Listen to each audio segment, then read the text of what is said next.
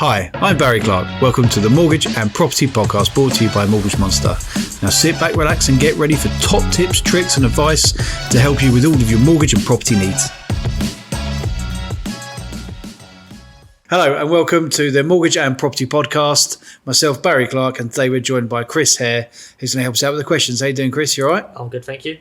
Cool. So today's podcast will be all about income and the way lenders look at income, different types of income, and how we can kind of really get you the very best deal for your situation. So Chris, you should get straight into it. You've got some questions there. Crack on, mate. Tell me what they are. Yeah. So first question is, how much can I borrow? Is there if I'm earning a certain amount, does it limit how much I can earn? Is there? I don't know. So if I'm earning, say, £30,000, can I borrow £500,000? £1 million, £1,000. Look, that is such a broad question because it depends on so much stuff. So each lender will do their own affordability calculation. So since kind of about 2008-ish, when lenders had to be responsible for what they lent out, they would started to make sure that they feel that you're not overexposing yourself and you're not kind of going over above what they think that you can earn, basically, what they think that you can pay. If a lender can't prove they have been careful with the amount that they are allowing you to basically borrow, it means they might have more trouble when it comes to you if you didn't pay that much to repossession and those sorts of things. So all lenders have their own affordability checks based on what risks they have and that sort of stuff. So, as a really, really rough rule of thumb, with no debts, you can normally borrow somewhere between, 4 to 5 times your income. On average, say 4.5 times your income, roughly. So, on a £30,000 property, you might be some region of, calculator, 4.5, about kind of £135,000. But that will depend on if you have debt, it might be a bit less. Yep. If there's any schemes going around, that could be a little bit more. So, for example, at the moment, nationwide, if you're above a certain amount of income, I think it's higher than 30,000, then they will allow you to borrow up to 5.5 times income. We're also hearing as well, more lenders are moving back towards kind of, 5 times income and that sort of stuff. A lot will depend on your deposit as well. So the bigger deposit you have, the less risk you are. And because you're less risk, then lenders will kind of borrow you a little bit more money as well. So really there's a huge amount of variables that kind of go into that. And really what I would say is that, take time to sit down with a broker, go through your affordability with them so you can work out what you've got coming in, what you've got going out. Some lenders might lend you a bit less money, for example, because you're paying out for childcare or for travel or for whatever it might be. So, we need to have a look at kind of all of those variables. But generally, the rough rule of thumb, lenders will kind of look to borrow you around about, 4.5, something between 4 and 5 times your income, basically. But all lenders will look at your income differently. All right. So, if we take self-employed people, for example, let's say, for example, a self-employed builder. So builders and subbies like plumbers and people do insulation, roofers, all that sort of stuff. They all work on construction industry scheme vouchers.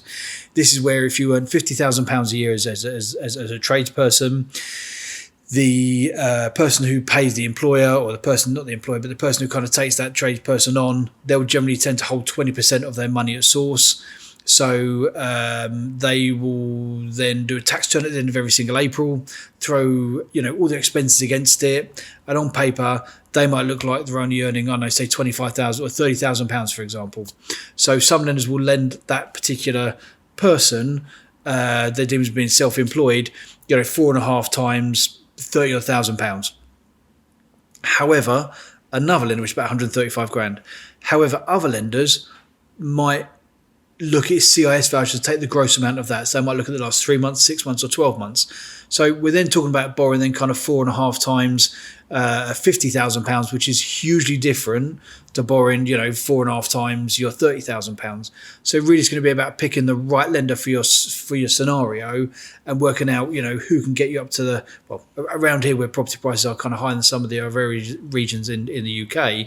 Most people want to kind of, really maximise their budget potentially. So we're going to want to look at all of the income that they have and see the way that lender looks at it and see which best way we can present that to that lender And I'm sure you'd much rather be able to have the option of borrowing 4.5 times £50,000 than we'd be borrowing 4.5 times, £30,000 because you borrow a shed ton more money. Yeah.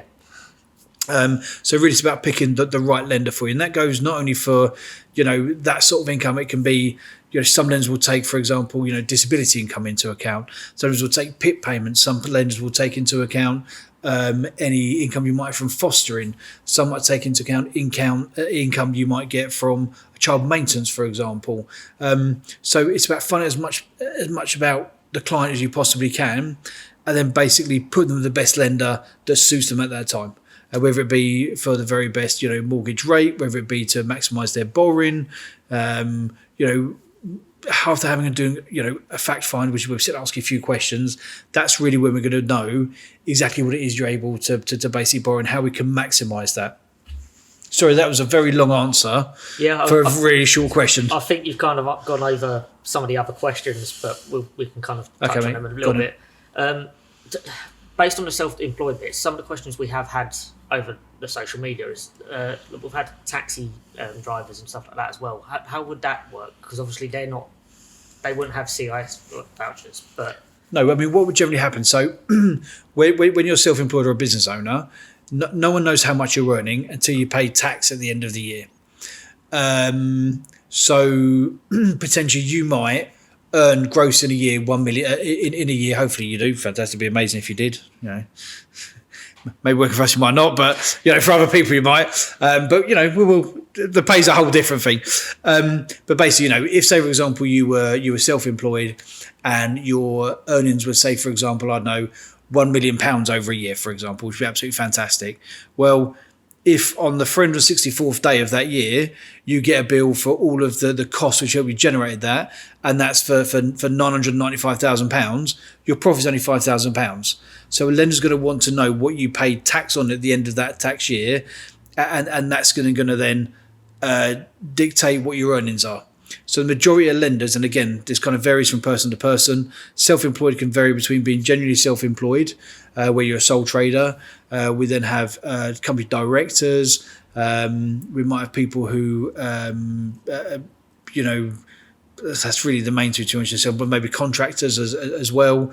But being self-employed, lenders, the majority of lenders are going to look at the last 2 or 3 years as an average of your tax savings, tax calculations.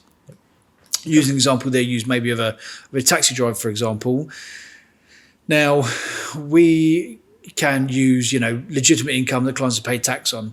And, if a client is earning, £30,000 a year and they pay tax on that £30,000 a year, then we can show that in kind of, your tax calculations. And we can then show a lender that's what you're earning. Sometimes the difficulty comes whereby, and we have had this before, we do, recommend that clients would pay tax on all of their income. Potentially, some people might have, a cash as a small form of income potentially. Well, look, if that's the case, you can still pay that into your business. You can still pay tax on that potentially. But if you kind of just take that in pocket, then yes, that's not going to show on your tax returns as you being able to afford that every single month. So, what I would say is let's have a look at your end of your tax returns. Let's have a look at what you can borrow, and then kind of go from there, really. But really, lenders are going to look at, probably 95% of lenders are going to look at your income and average it over the last, say, 2 years based on your tax returns. If you're a limited company director, they would look at the salary that you pay yourself, and they'd also look at then the dividends that you pay yourself as well, which is like a share of the profits of the company, basically. Sometimes we often get asked, look, I have my own limited company. What if I just pay myself £100,000 a year? Well, you could do that potentially, but believe it or not, lenders are kind of wise to that. They have known people before which are limited company directors, and they choose to pay themselves or pay them away for £100,000 a year. And then when it comes to property repossessed, surprise, they're not actually earning £100,000 a year. So lenders are very much wise, and they've seen every single kind of trick in the book, if you like. So if you're going to pay yourself £100,000 a year, but the business only generated £20,000 profit for the last 4 years, the lender's going to look at that and go, yeah, I don't think that's kind of quite right. So, there isn't really a way of kind of getting around your income like there was when there were self-certain mortgages. A self-certain mortgage, before mortgages were kind of regulated, you'd be able to go to long before my time as well. You'd be able to go and see a broker, and the broker would say to you, "Okay, how much do you earn?" You go, "I don't know, £50,000 a year." And the broker says, "Oh, you can't really afford this house unless you earn £100,000." And then the client might go, "Well, what do I have to do to show I'm earning £100,000?" Because I'll tell you what you can do. You can write a bit of paper, earn £100,000 and just sign it, and we count that as your earnings.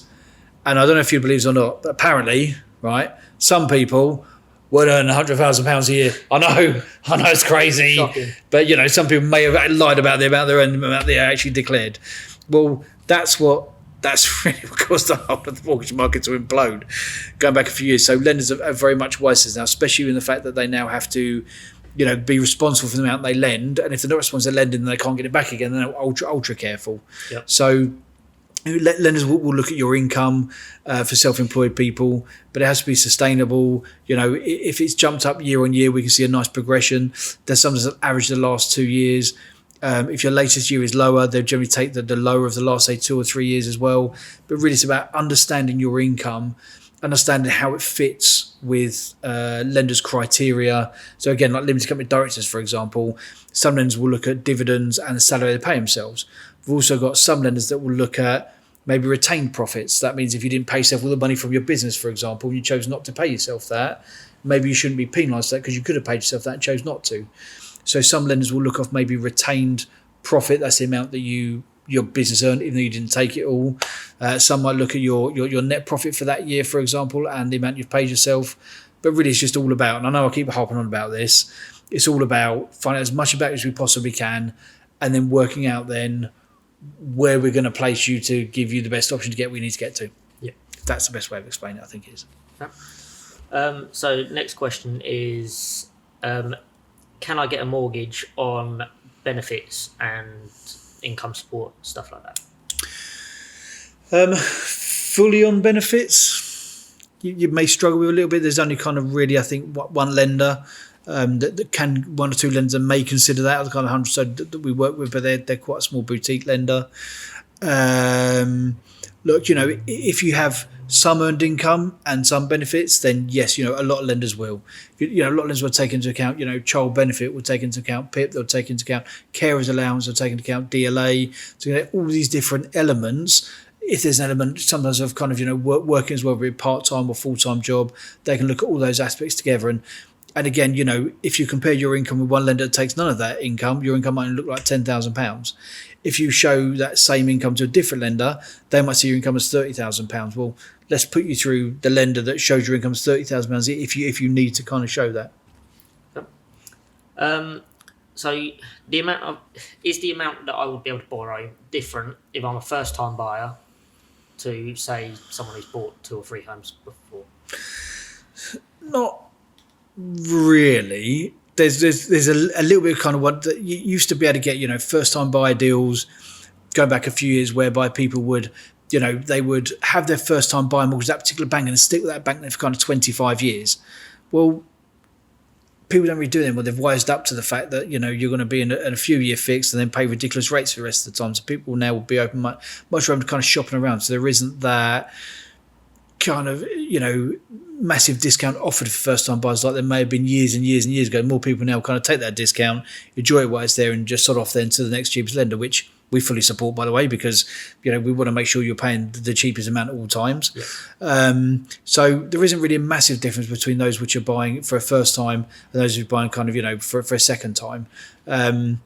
Some lenders now are kind of doing kind of different schemes, maybe first-time buyers a little bit. So you might find a slightly offering different schemes, but they will come and they will go. So, for example, Nationwide at the moment go up to kind of 5.5 times income, depending on debt, depending on the income of the couple and that sort of stuff. But there's not a massive difference between a first-time buyer and kind of next-time buyer potentially. So, so. I think you've kind of touched on this again, in a way. If you get tips and bonuses, how does that work out? Obviously, I'm guessing with tips, if it's cash in hand tips, you can either pocket it or you can run it through.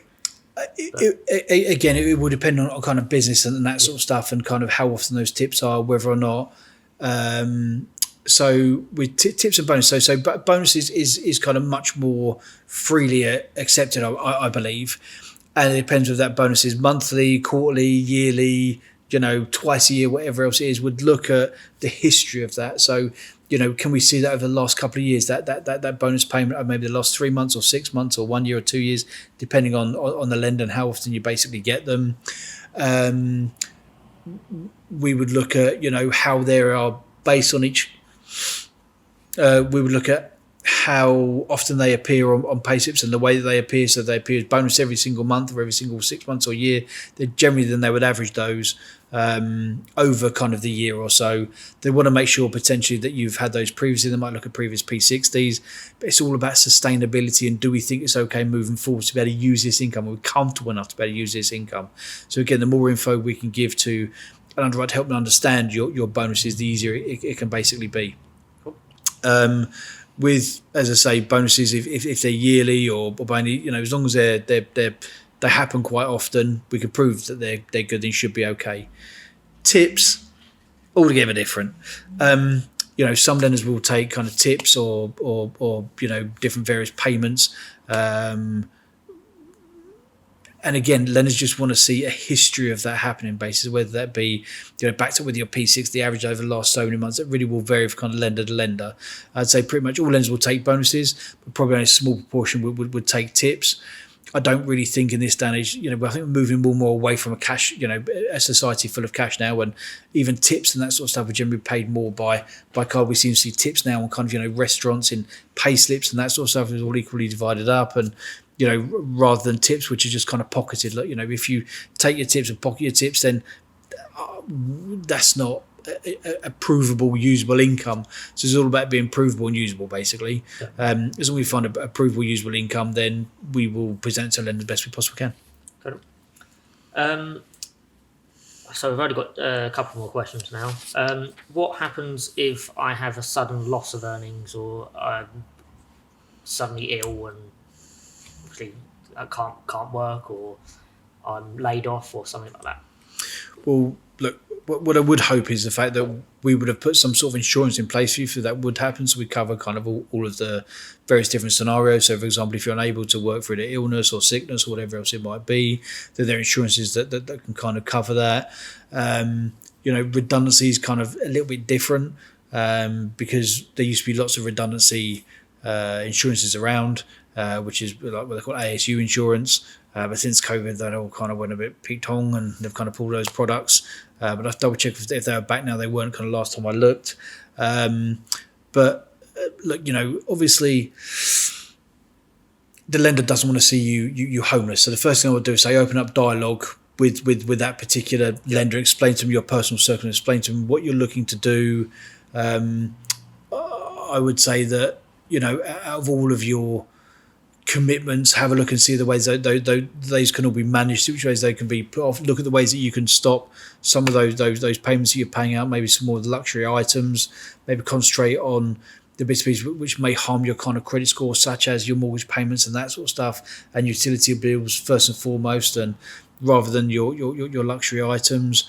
But look, the most important thing is to open up a dialogue with us, with your with your mortgage company, to explain everything that's basically gone on. The worst thing you can do is kind of run, hide your head in the sand, and yeah, look, the lender knows. The lender's seen people in your situation before. They've seen that things do happen to people. So I would say, just open up a dialogue with them and just explain to them the best you can exactly what's kind of going on, really. And that way, that means when you are back on track, then they'll allow you to kind of maybe either had a mortgage break or go on a payment holiday or something like that. But yes, I think the most important thing I would say is, look, open up to your lender and explain to them exactly what's kind of going on. Yeah. If you're, for example, things like, we get asked a lot about maternity, for example, and that sort of stuff, and can I use my pay if I'm on maternity leave?